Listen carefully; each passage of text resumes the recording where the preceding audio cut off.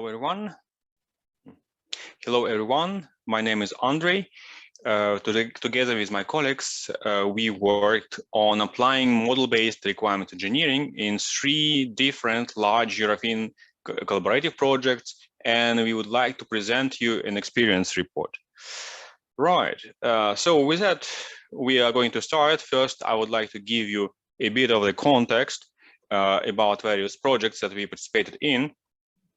First of all, it should be noted that those big European projects, either coming from Excel, Horizon 2020, Celtic, ITER 2 or 3, have many participants. Average number would be 30 to 40 different participants.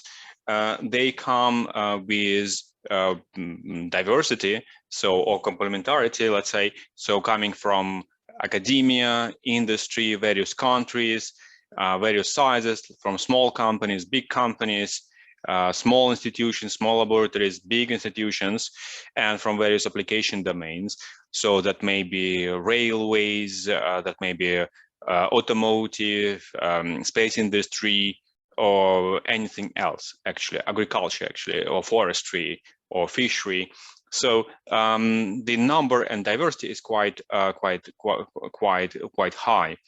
They also come with various interests in the project, so that may be interested as a technology developer to develop new technologies, provide some research, or to adopt newly developed things. So they come as technology adopters. So they also have different technical levels. So they may be trained as software engineers, as engineers for embedded systems, or scientists. When dealing with requirements engineering such big projects, this should be taken into account, right? Also, the challenges are that we need to elicit needs and wishes and requirements of so many different partners and apply the research in specific different domains. So what we need to combine skills, wishes, and make a coherent picture of a joint research provided in the project. So to illustrate that, let's take an example of Megamart Excel project, so in which we had to integrate wishes and needs and had requirements from various partners like solution providers from railway, automotive, space industry, telecom, as well as various tool providers and technology providers providing UML tools, tools for embedded design, chip design, telecom systems. So also various research organizations, such ones dealing with automated test suites, for example, or hardware, software design synthesis. So with that, if you look at also at size and diversity, we have smaller companies, large enterprises, like, for example, Nokia or Atos, research institutions like MDH, Abo Academy, or Min Telecom Institute from Nantes, or University of Aquila. So coming from various countries and having different cultural backgrounds, different training, and coming from various domains. So to again say that we created in this project a list of various competencies and interests, application domains, and this gives you a map of distribution of partners. So we see that they are quite different. So also to present you a typical life cycle of the project, in various stages of the project, there is a need to exchange various information. So in project phases, like typically it would be 3 years project, you have roughly first year for specifying and prototyping, some consolidation integration, and kind of a later stages, you can concentrate on validation and finalization of the prototypes and research. And like in parallel, in combinations, we also do technology development, research. We transfer the research knowledge to development of specific components, for example, tools, right? And also the case study providers, those who validate and who represent end users in the project, they spend first year in participating in initial experiments, specifications, starting to evaluate new tools that appear, something around like mid of the second year, and provide the final evaluation at the end of the project. So with that, there is various milestones where we need some coherent view on the project, and that starts with specifying requirements in such a way that the goals for research from the technology providers and academia are met with needs of case study providers, those who will represent the end users in the project. So for that, we designed a model-based approach, right? And with this approach, from the beginning of the project, we start case study requirements specification. We define the whole framework of the project. We design specific requirements for each component in the project. With that, so we list those requirements, when define subgroups of those requirements, and based on that, we specify specific notional architecture of the project.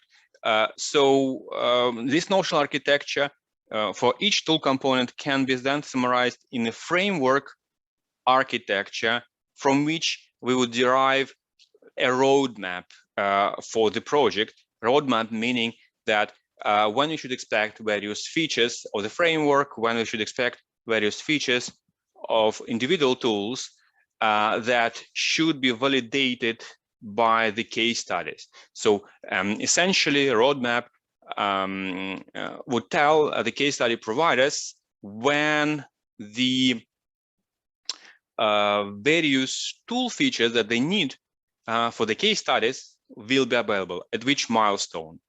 And specifically for that, we designed a modeling, graphical modeling approach based on domain-specific language that I'm going to present in the next slide. It's big. These are big projects, and people come with from various engineering disciplines. To make this approach scalable and applicable engineering case, we designed a very simplified version for listing and linking requirements and notional architecture components.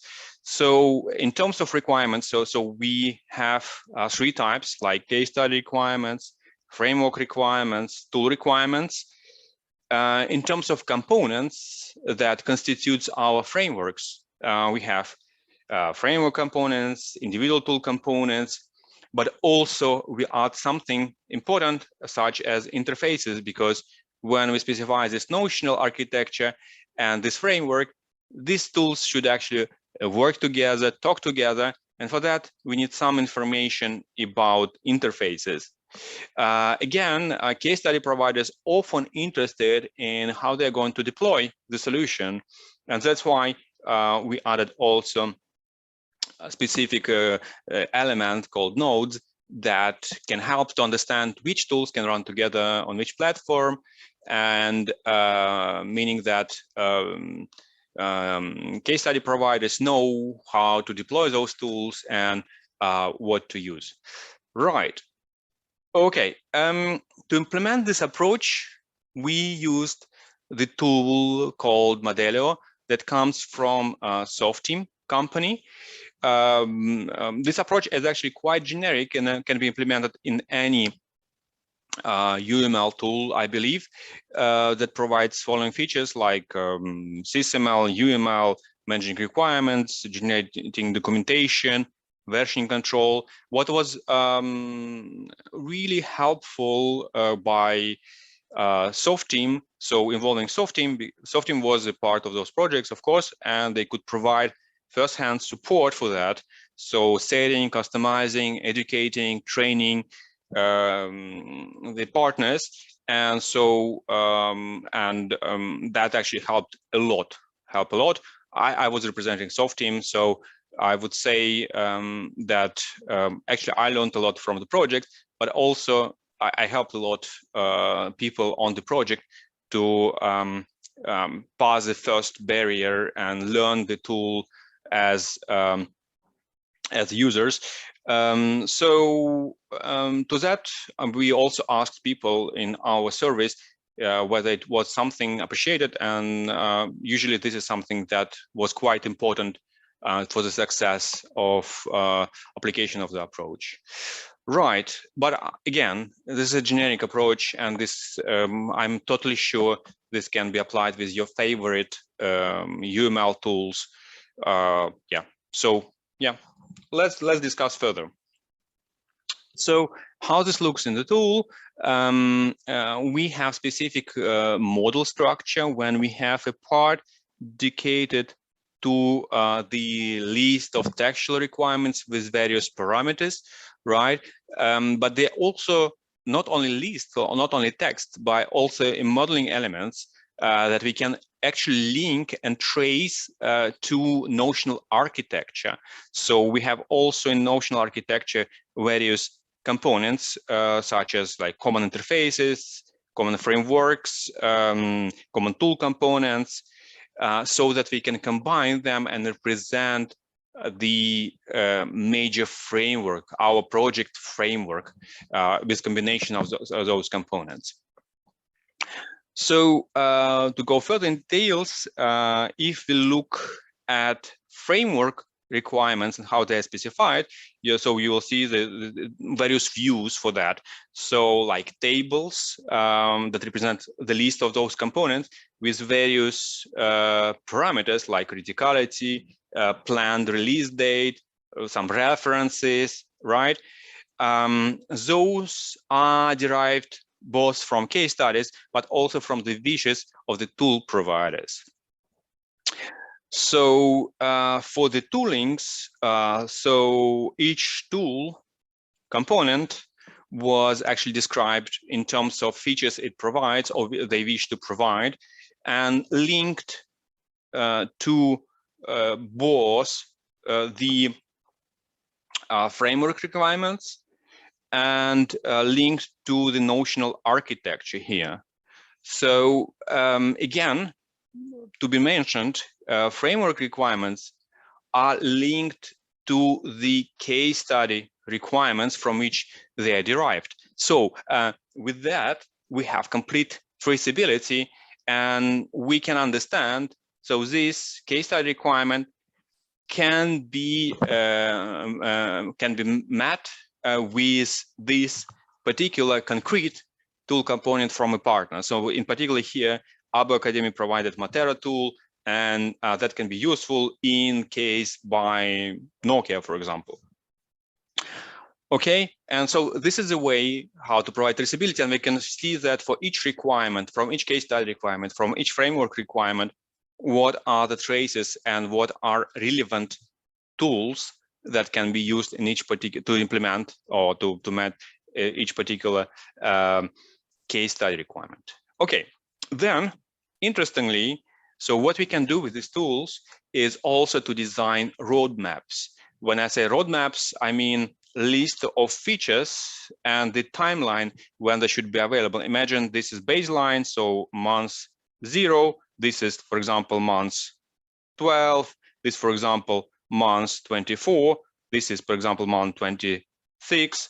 And for each requirement for the framework, you can know when certain features from the tools, individual tools, should be available, right? And the similar thing you can do for case study requirements. And so the people, potential users will know, okay, this month I can start validating, trying and experimenting with these particular features. Right. So last but not least, what we managed with that is having this round trip generation and reverse engineering for documentation, and having live documents and documenting all the architecture for specific tools, for specific platforms, for case study requirements, generated out the models. So we put a lot of information into models, but as the advantage, we got live documents that could be generated on the fly in each particular moment.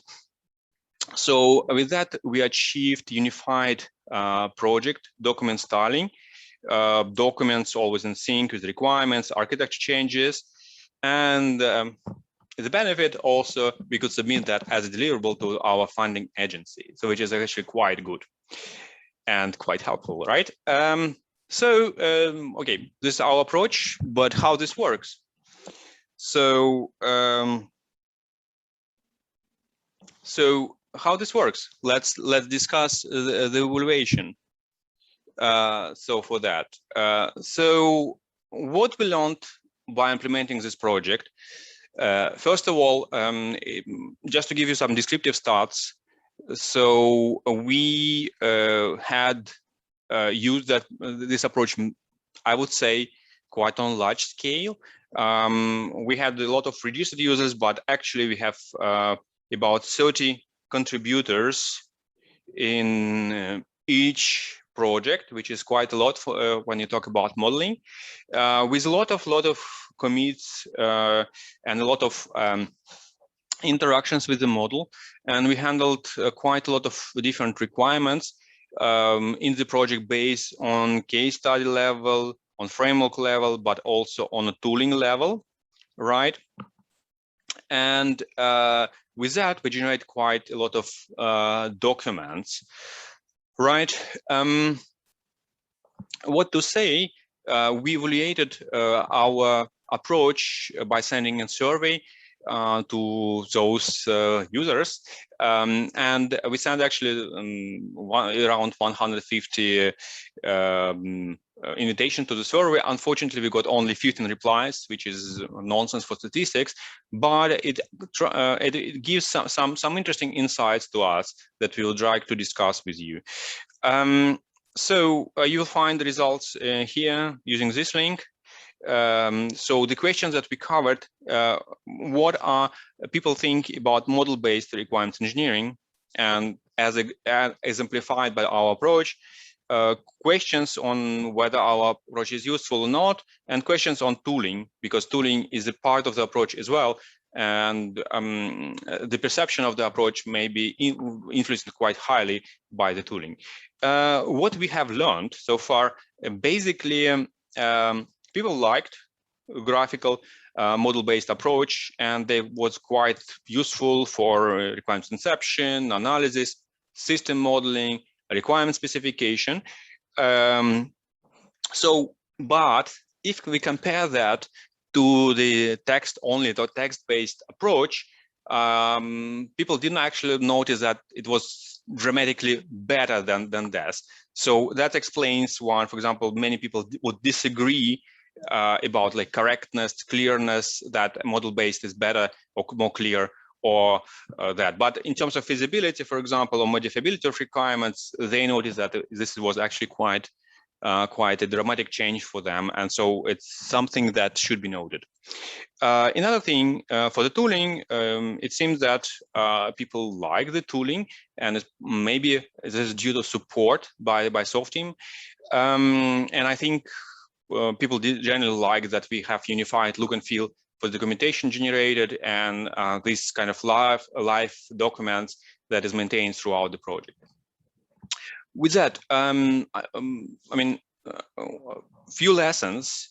These tools, for me, I was a project manager on a couple of those projects and quite involved in the management. For me, it was quite useful as a tool.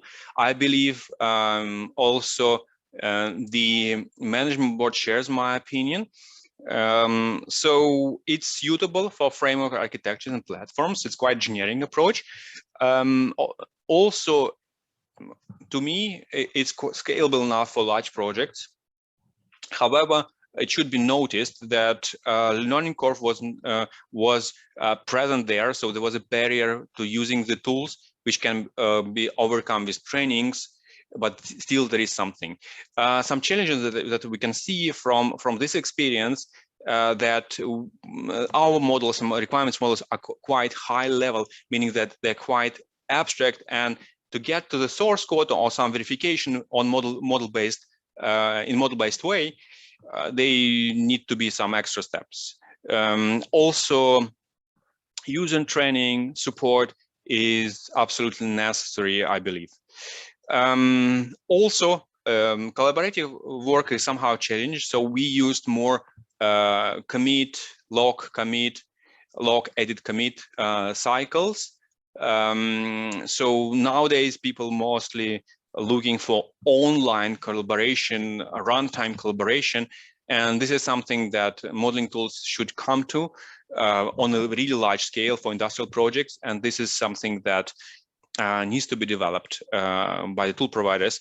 In terms of automation, going from one project to another one, you always need to customize document generation, address specifics of each particular project, and this is not that straightforward, I would say, but still, I mean, it's a relatively small investment comparing to the benefits that we can get from this live document generated on the fly. What are the next step? We are happy to have some more projects, some more research, and we already use this approach in Horizon 2020 project called Very DevOps. We also in talks with the Excel project AdoArt, which is follow-up projects for Megamart, I would say. So I think this is something useful, proved to be useful, and we are happy actually to share this experience with you, with community. So with that, I thank you very much for your attention. Really happy to share this experience with you. I thank very much my colleagues from various projects, Megamart, Revamp, DataBio. So if you have some further questions, please feel free to contact me using these email addresses. With that, I thank you very much and wish you very pleasant conference experience. Thank you and bye-bye.